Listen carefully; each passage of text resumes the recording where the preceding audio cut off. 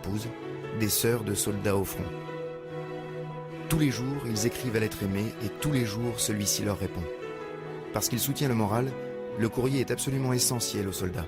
En quelques mots, les hommes sont replongés dans la douceur de leur foyer, ils oublient leur misère pour revenir à la boutique, à la ferme ou au bureau, pour donner des conseils sur l'éducation du petit, sur la vente d'une vache ou la moisson de telle ou telle parcelle.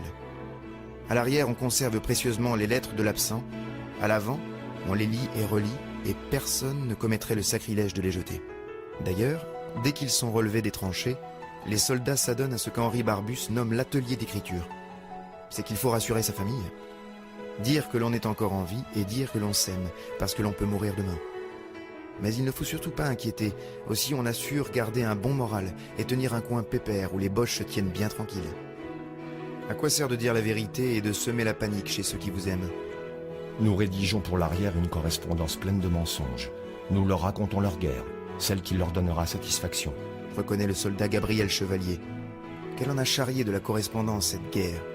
8 millions d'hommes enlisés dans une guerre statique où l'on s'ennuie le plus clair du temps ont expédié des tombereaux de lettres et de cartes postales à leurs proches. Plus de 2 milliards de missives ont été transportées de 1914 à 1918 du front vers l'arrière, et plus encore de l'arrière vers l'avant.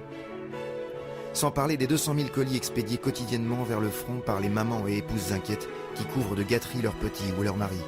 Chocolat, saucissons, tabac, chaussettes, confitures, chandail, alcool se déversent chaque jour dans les tranchées. Ces victuailles, ces preuves d'amour en conserve